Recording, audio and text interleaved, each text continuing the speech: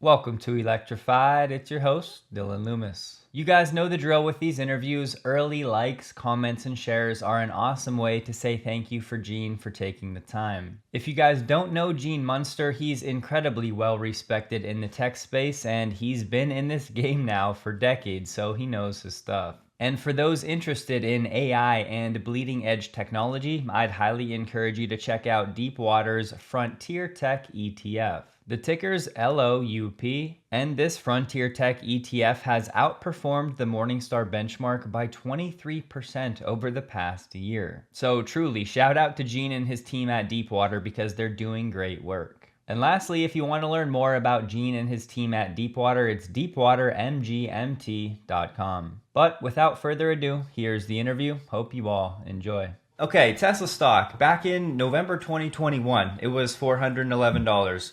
Gene, we're coming up on 5 years here. Tesla stock, is effectively still in that range. So from your view, what is the market looking for Tesla to really break out of this price range? The question is now how big of a player Tesla's going to be in physical AI. And they've made the shift with investors because back when 4 years ago, this was largely an electric story.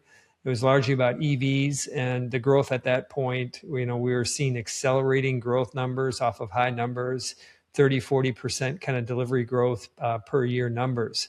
So now those have kind of gravitated back. They went negative for a few quarters, were kind of around plus 5, 10%-ish.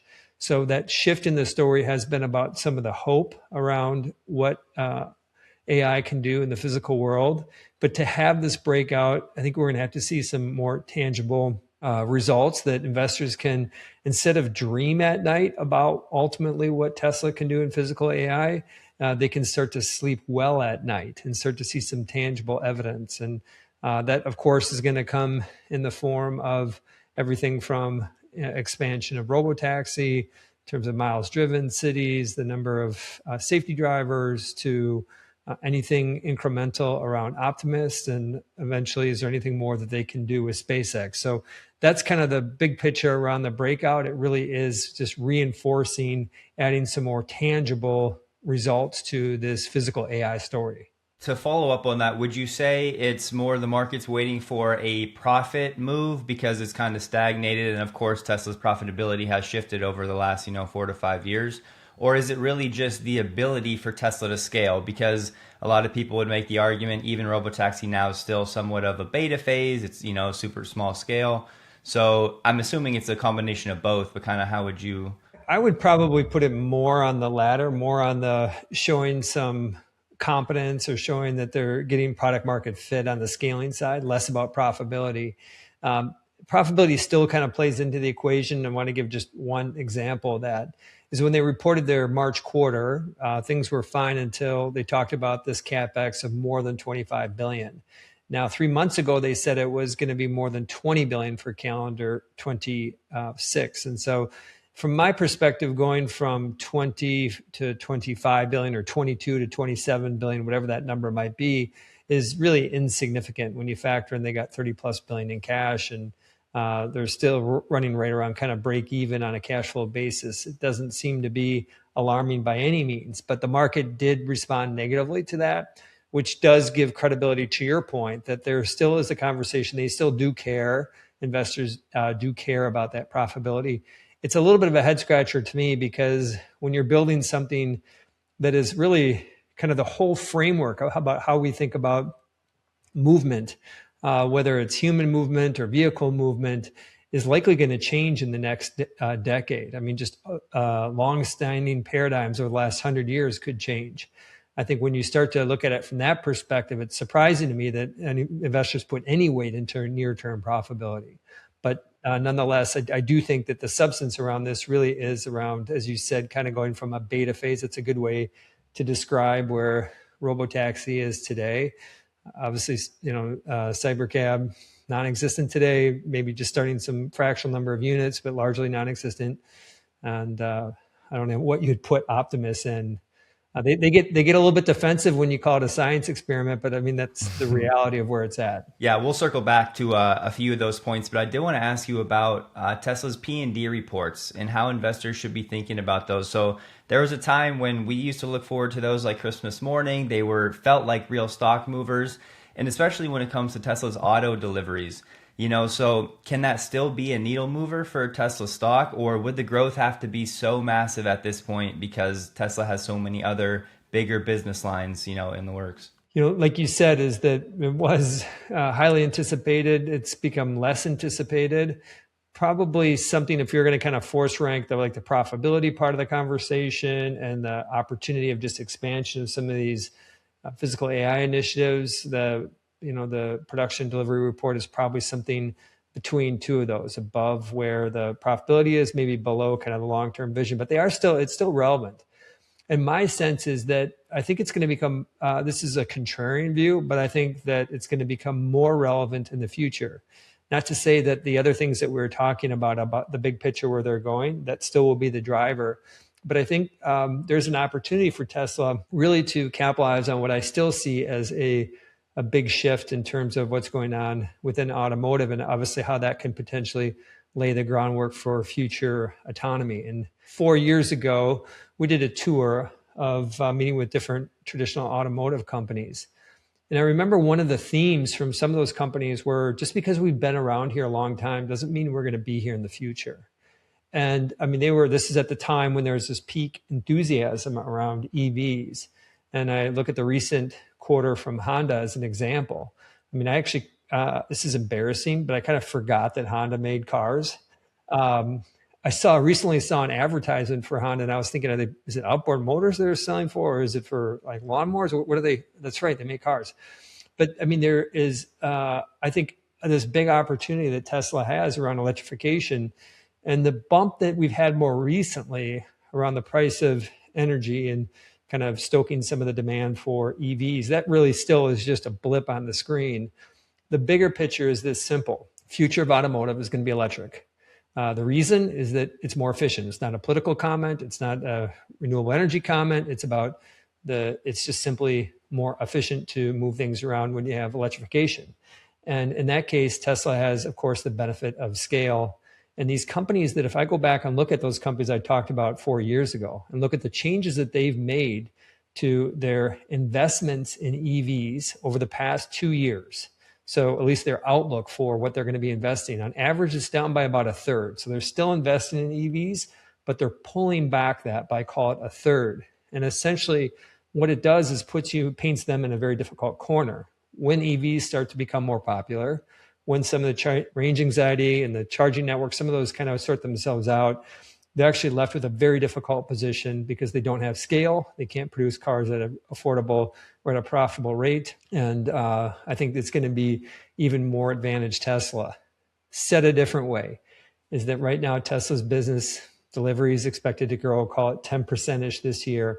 I think you could see a scenario within the next 5 years where they're growing again at 20, 30%. I was interested in that because, of course, so many legacy automakers have pulled back from, their EV plans. And so I was wondering if Wall Street and the market was starting to think, hey, maybe this electrification is really going to play out over decades. It's not going to be this 5 to 10 year transition where everybody goes in and then maybe EVs stay more niche for longer. So you think the market still thinks EVs are certainly the future? Well, I don't think the market believes that. That's what I believe. I think that broader, you described it well, what traditional auto thinks. I would think if you got them in a candid moment, they would say that they believe electrification is the future. But like you mentioned, it's 15 years away. And at this point, it makes more sense for them to invest in gas. So I think that, but I believe these things can get traction more quickly. And I think that even if you take their case, let's say I'm wrong, that it doesn't get to that 30% growth, that instead Tesla grows at kind of a sustainable delivery growth of 15% for the next decade, something like that. Even if you take that perspective, there still is this crossover point where traditional auto really needs to bite the bullet and move towards electrification. You have to think about your whole product line. Remember, General Motors said that was going to be their future, and they've totally backed off on that.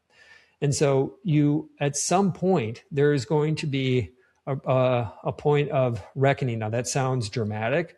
It's not going to be a 1 quarter or 1 year, but kind of a multi-year reckoning that these automakers are going to have. Now I just point to this, what's the accelerant on all of this? It is related to autonomy. And part of the reasons why I don't believe that this is 15 years away is I think we're making a tremendous amount of impact. We can talk about what specifically has happened around FSD, what Tesla's been doing more recently that's causing this breakout in miles driven by FSD. But I think that that alone is going to really elevate the utility at a safety point at a minimum and kind of a convenience factor at a maximum. I think that that's going to really elevate EVs in the minds of consumers and really get traditional auto in even a more difficult place sooner than most believe. Have you had a chance to use FSD, by the way? Absolutely. I think that just in my testing over the last year, I would describe it as, the breakthrough moment for me probably was in the last couple months. And specifically is that the amount of interventions has gone down to almost none. Compares to 6 months ago. I don't have the exact data with me, but you'd have multiple interventions per day, and it begs I think it really is surprising. I think most people don't fully understand this, and for those of you who don't, I think Tesla still has a kind of a 2-day program where you can go and take a car out for 2 days. Highly recommend it, especially if you're skeptical about Tesla. Give it a try, and I think you'll be blown away at how good it is. And you've probably heard that before, but it's one of those things where you don't fully understand it until you've experienced it. It's still most entertaining. I mean, we've been talking about this for like 6 years, but it's still really entertaining to me to see.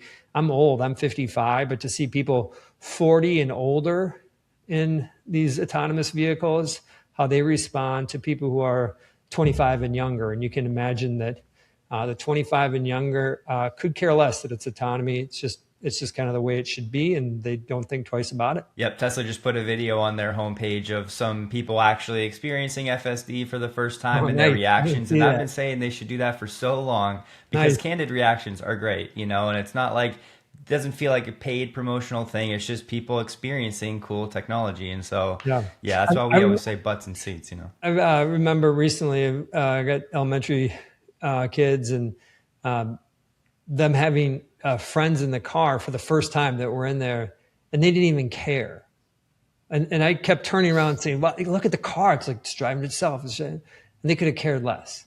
And I think it really speaks to, it speaks to where we're going. And ultimately, it does speak to the machine. And if you give me like one, if I can have just one more minute on the topic, just in terms of what I think, there's the piece around technology. There's a piece around trying to predict where the world's going.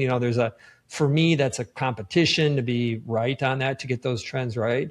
But I think there's also a very human piece to this around what's going on with autonomy. And I think some of the reluctance from lawmakers to make the path easier for Tesla and Waymo and if other automotive companies want to get on board. 2024, 43,000 people in the U.S. lost their lives in car accidents. If you take Tesla's data at face value for autopilot, and I'll put autopilot and FSD loosely in the same conversation, 7x safer. I do believe that. I think we're continually more distracted as humans in driving. You take 42,000, 43,000 divided by 7, you get to 6. What's the value of 37,000 lives a year? It blows me away. People get up in the morning, they go to work, they don't come home. And I don't say that to be like an alarmist. I say it because it's silly. It's silly that we have technology out there that can make such a big difference, but we're still like nitpicking at it. Nitpicking in the sense of anything goes wrong. I feel horrible when things do go wrong around autonomy, but I feel equally as horrible when humans make mistakes. Amen, Gene. You're preaching to the choir with that one. I know many of the audience agrees. And you mentioned Waymo, so I have to ask, whether you or the market or what you're hearing, what is the thought about Waymo's future and their path to profitability? As far as we know, they're not profitable now and maybe not really close. And that's before Tesla really scales with the Cybercab and at a cost profile that's likely significantly superior to Waymo. So Is it just because the TAM is so big that Google probably has a runway to figure it out, or what are people thinking about Waymo? It's a bigger market than what I realized before I started to do more work on it. And to kind of, I'll start with the conclusion is that I think that both Tesla and Waymo are going to have a piece at this and will be successful. I think Tesla will be more successful, but I think Waymo has a very large opportunity. I think companies like Uber and Lyft and are going to be in some tight spots, and traditional auto being in a tight spot. But as far as Waymo, the way I kind of just put some very loose numbers, high level numbers around this is that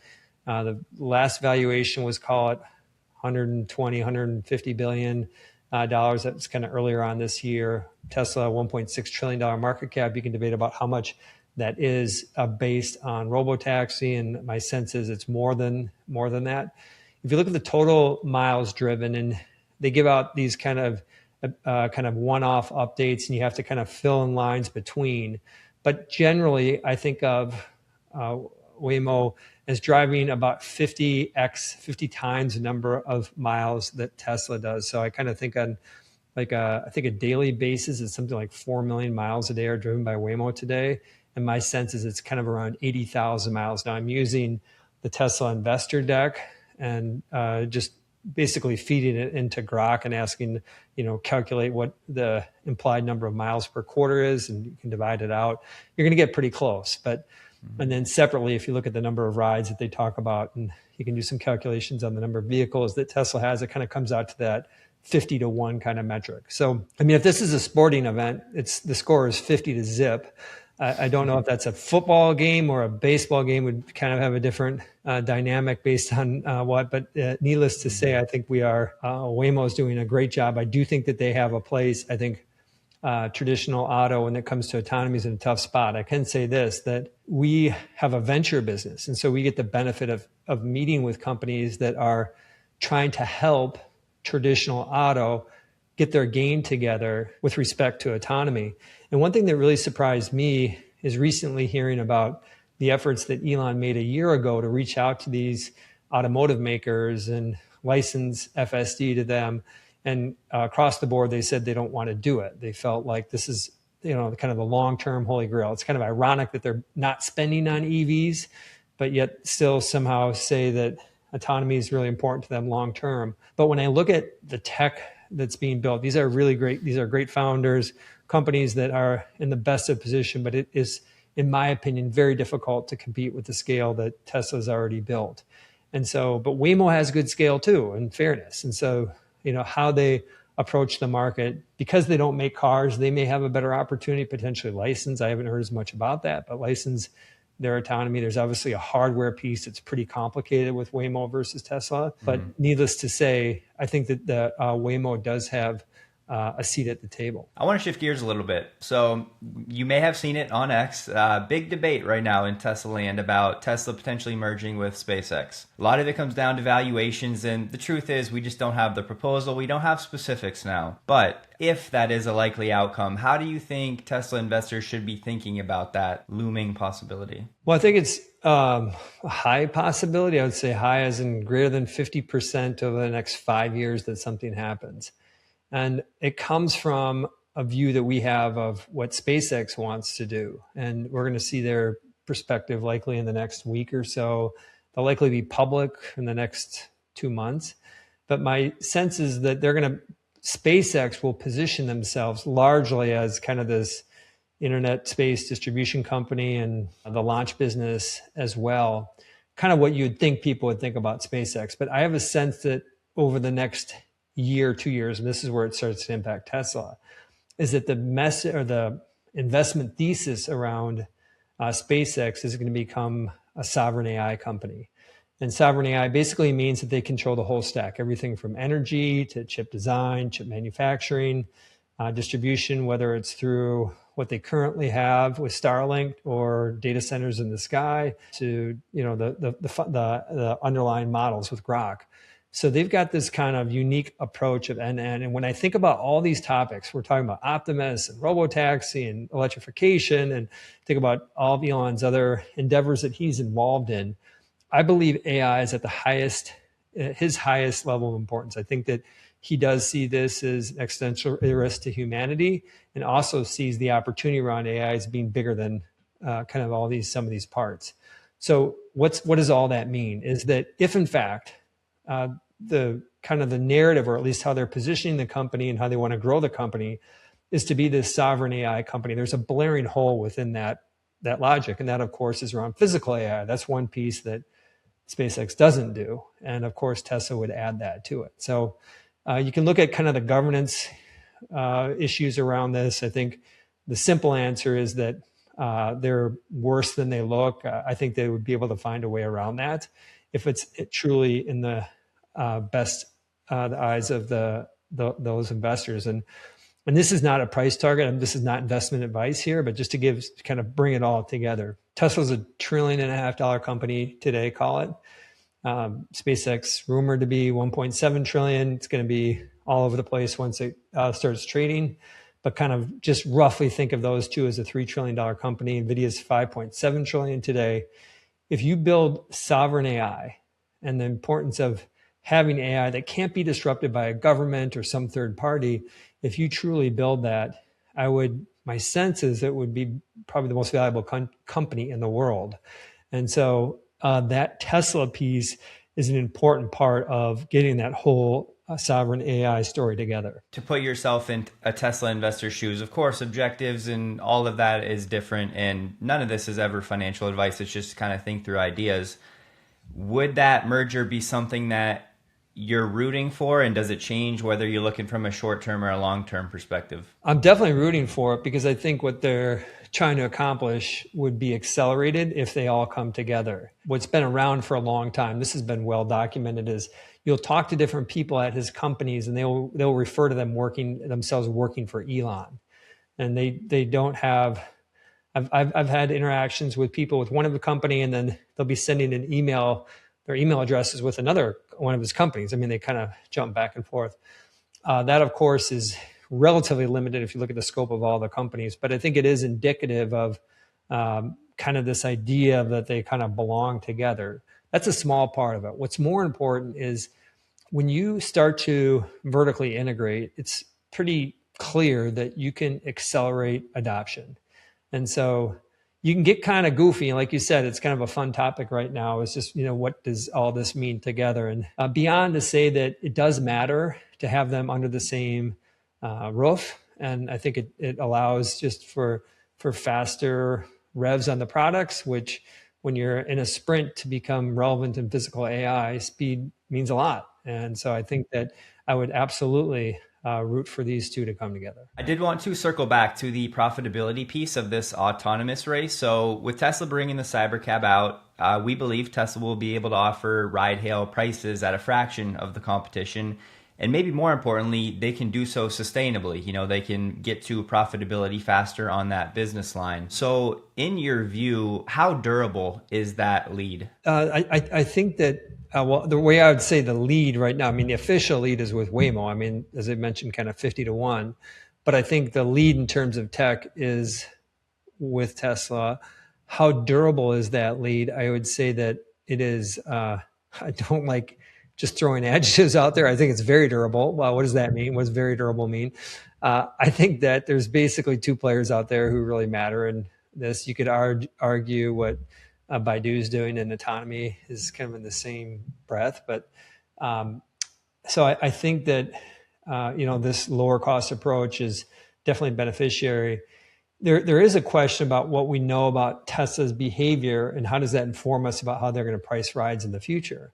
And as it stands today, outside of kind of the initial beta with Robotaxi, they had the $5 beta or whatever that was, $10. And now they're kind of more or less gravitating near to where other prices are. We haven't seen that aggressive kind of drop.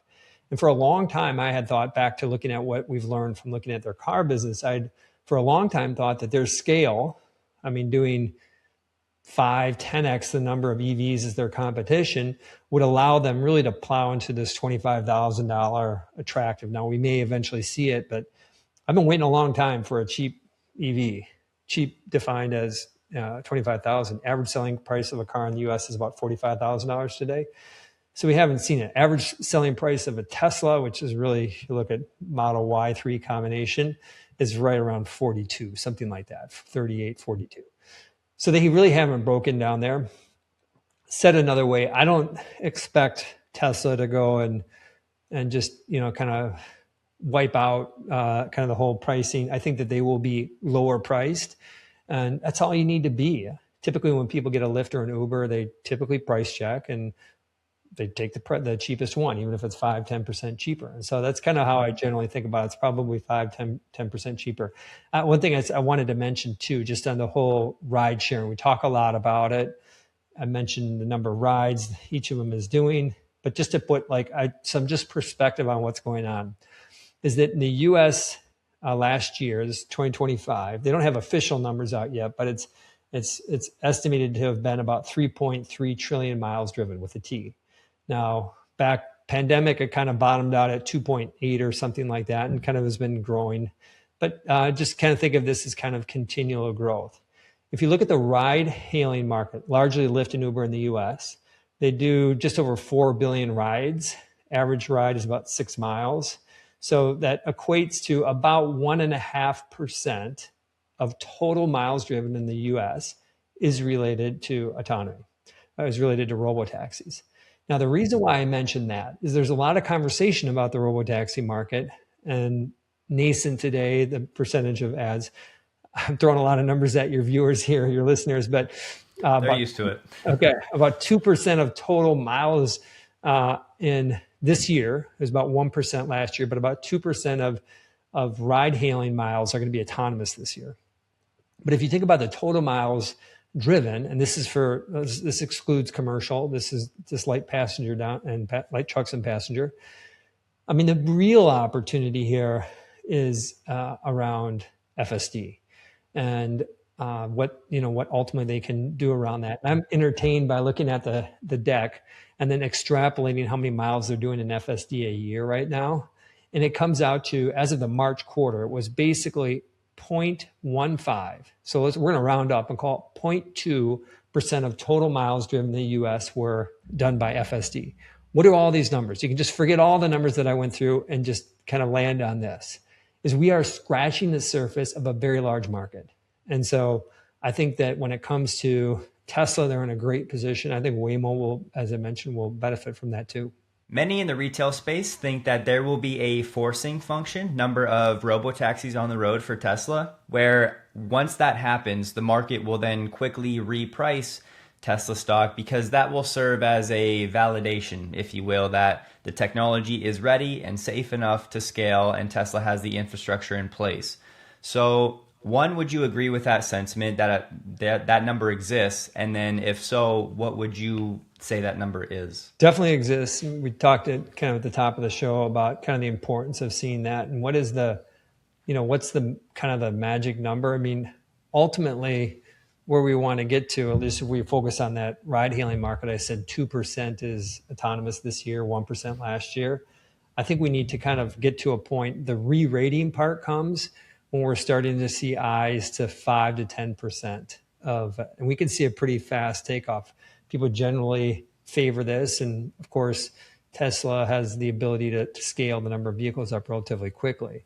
But I think that we'll see these like a true re-rating in the stock. I'm not saying that the stock won't go up. I think the stock will go up as they launch new markets and there's no accidents and more people get in it and kind of get experience and start to understand just how early we are. I think there's these kind of subtle, but you can have these kind of breakthrough re-ratings. We saw it with Google recently. We've seen it with Amazon. Apple's done it over the years, Meta, these kind of breakthrough re-ratings. And I think that's probably when investors get eyes that 5 to 10% of the ride hailing market is going to be autonomous. And right now we're sitting this year expectations of 2%. So do you think Wall Street or you personally, like, do you guys have eyes? There's a third party tracker that is unofficial data, but, says how many vehicles Tesla has on the road in each market. So, we'll call it 60 at this point. Mm-hmm. That's excluding the Bay Area because that's technically still not robotaxi and that's supervised. But if I threw out the number 1,000 to you and I said, Gene, when Tesla has 1,000 robotaxis across their markets, we think, hey, the market will say, all right, this is Oh, I see where validated you're it going can with it. scale. It's, Is that a I mean, thing that's or? incrementally positive. I think that, I mean, they've got to be moving towards that. I think that's probably priced in right now, going from 60 to 1,000. Okay. The re-rating part comes when, you go to, like, again, a re-rating is a step function. I believe that you can have multiple expansion as you start to move in anticipation, but probably the re-rating part is 5,000 plus. You have to get to a point Okay. where the average person says, I get it. And we're far from that. It also seems that right now a lot of analysts are still punting when it comes to Optimus. And I get it. Tesla's been super secretive about what's going on with V3. They have not showed much of anything lately. What do you think the catalyst needs to be? What does Tesla need to do or show where analysts start to, create models and start maybe pricing it in a bit to their Tesla valuation models? Like you said, it's not in the models. If they would say that Optimus was shut down today, Tesla would go down, the stock would go down, because there'd be a sense of like, is innovation, is there some sort of like sickness within innovation at Tesla? But actually the business itself, there's just no expectations built into it. What do investors need to see? This is kind of a unique opportunity and optionality, and has, I think, more optionality value relative to Robotaxi, at least over the next year. And the reason is because the bar is so low, because I think anybody who's reasonably thinking of this is saying that we're a long ways away. I'll put some perspective on what a long ways away means. Elon's comment, I think it was 1 million for next year. I think there's very few people who believe that that's on the table. So there's no like anticipation. If they said they're doing 50,000, I don't think people would mind that. I think what tech investors, they have this code of like, if they think something's going to really happen, if they like high conviction, they'll say it's going to happen the next year. That's high conviction next year. They won't say it's going to happen tomorrow. Next year is high conviction.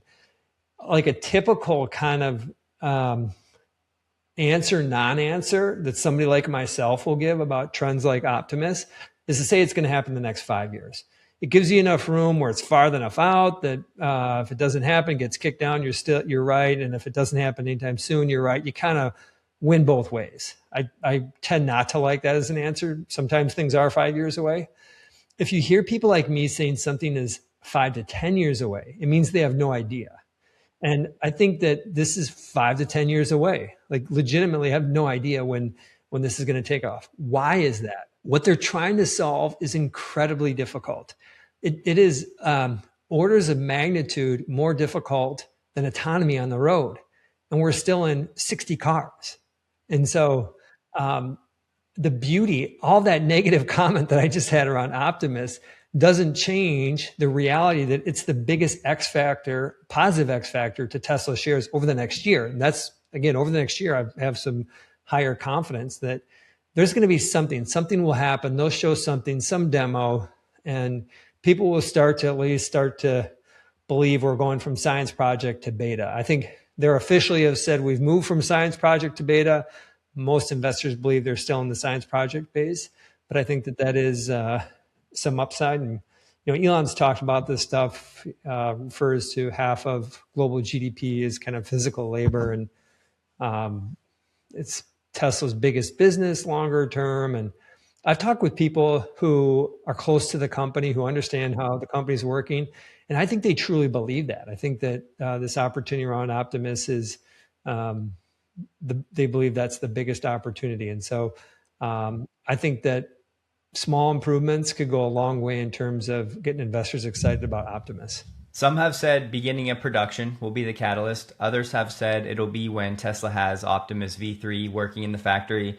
But I've tended to think that it won't be until Tesla sells Optimi to a third party. That's exactly because then we will have maybe a little bit more insight. It's more reliable. So is that a reasonable thought pattern? It does. Okay. I mean, I talk about this year, and I do think that as we see improvements and they show working in the factory, I think that's going to be all incremental to people's confidence.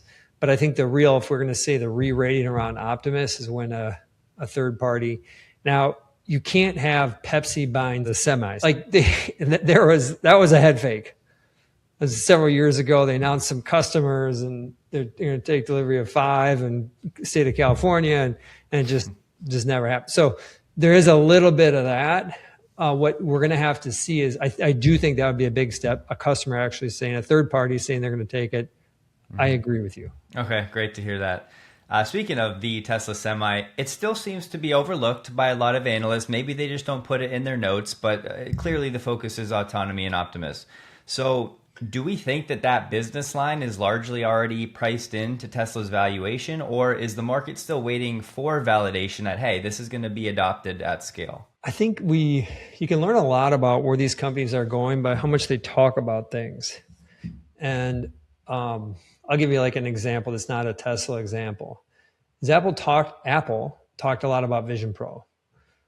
It came out, it was very expensive. They didn't sell very many of them. But Tim Cook, for the next year after that, every public appearance he made, when they had product events, when they had their developer conference, on earnings calls, he always led with Vision Pro. Over the last year and a half, 2 years, they haven't said anything about Vision Pro. I think Vision Pro is still around. I think they're going to do something in glasses. I think they'll have AirPods with cameras. I think there's something that they're doing there around physical AI. But just the amount that they talk about it matters. And the reason why it matters is that you think inside these companies, for them to actually have an initiative that really moves the needle, you have to have a lot of force behind it and a lot of people working on it. And data points naturally kind of fall out into the media and the news cycle. And I still haven't heard as much. So what does all that mean? Is that in the sum of the parts for Tesla, the Semi should still be on the card. I think it has less expectations than what Optimus is, understandably less. And I mean, if you look at kind of even the ASPs of 200,000 for a vehicle, something like that, and the autonomy piece, which could be really valuable for long haul, but even put all that together, this is kind of a 5-10% kind of an opportunity where you could see Optimus like doubling or tripling their business. So it's just like orders of magnitude. It's nice. I would love to see it. I'm always blown away being behind a truck. Like the concept of downshifting. I live by a highway. Trucks downshift all the time, which is just pure insanity that you still have to do that. That there's a world where we still have to do that. And obviously, that's a good thing when it comes to electric semis. Speaking of valuation, how do you think investors should be thinking about a fair value for Tesla stock? It's the impossible question, really, but I mean, how do you guys think about it? Is it really only DCF models, the traditional valuation metrics for a company like Tesla are out the window, or how do you approach it? So I mentioned my age, and that put me kind of in the sweet spot of what happened 25 years ago in tech, and know what happens when I saw it firsthand when people get ahead of themselves about where a company is going and what its potential can be. And I think the simple answer is, if you try to put numbers around this, you can make the valuation say whatever you want to. I think the question is more a religious question. It's, do you believe that AI is going to be smarter than humans? And then if that's the first question. If that's the case, do you believe that Tesla wants to infuse AI across their products? And then you look around the table and see who else is there who can kind of build towards this future. And I think when you start to look at it from that perspective, it becomes pretty clear there is, I don't think there's any company in physical AI that is even remotely close. Maybe Waymo, remotely close to what Tesla's trying to accomplish. And why does that matter when it comes to valuation? Is I could come up with a $10 trillion valuation. I'm not doing that because I want to be intellectually honest here, as I don't know, but I do know where the world's going. And I know that Tesla is going to be at the front of that. And typically when you have those two together, shareholders are rewarded. And just for fun, Gene, no pressure at all, no financial advice again, but what would your prediction be of when Tesla stock finally breaks out of this year-long price range and hits, 600s and beyond? I think I said 600 and beyond. I think we could be within a year and a half, we could be at 600. I choose that carefully because a year is like high confidence. I said 2 to 5 years is kind of a little bit of a throwaway. So a year and a half. So I'm saying end of 2027, we're at 600. The macro space, yeah, it's a loaded thing and we don't have a whole lot of time left, but can you give us like a 30,000 foot view, and maybe is it going to be a limiter right now? It seems pretty confusing with what's going on, the recent CPI print, rate hikes coming and all this stuff. So how do you view the macro? Is that a lid right now for the next year? Our general view is that we're going to see a pullback in tech here over the next 6 months. We don't do a ton of position. We have made some changes. We have an ETF, LOUP, that invests in frontier tech companies below 500 billion in market cap. We think it's important to own companies like Tesla and Apple, but we're kind of looking for performance outside of that. But within that, we have made some changes, in part because of the macro. So this is the way we generally approach it: is you have core positions and then you trade around the core position. And when we think about trading around a core position, you think about keeping 80% of the position in place, and you might take it up or down 10%, kind of depending on what's going on. The big things, of course, geopolitical, and the geopolitical piece benefits this whole Tesla SpaceX combination because you kind of start to orbit above the geopolitical conversation if you truly are sovereign. But the interest rates, it is very hard for stocks to go up it's hard for Tesla to go up if all stocks are going down. My sense is that the pullback is not going to be as acute as people believe. Number one, I talked about the next 6 months, kind of a 5%-ish type of a pullback. I think that what's going on in AI is much more important than what's going on with inflation and the CPI and interest rates. And so when I kind of put all this together, a year ago, I was thinking we're in the third inning of AI. I think we're in the second inning today. And if that's true, yes, we may have a pullback for the next 6 months, but I think the next, 2 to 5 years. And I'll leave your listeners with a question. Let me think a different way to say that. I think the average investor is concerned that we're at the top of a bubble. Stocks have keep going up. We've seen what's happened with memory, just this beautiful breakout. But the question I would ask is, what if we're not at a bubble? What if, in fact, we're still early? What happens with the market? And I come back to this year, 2% of rideshare miles are going to be autonomous.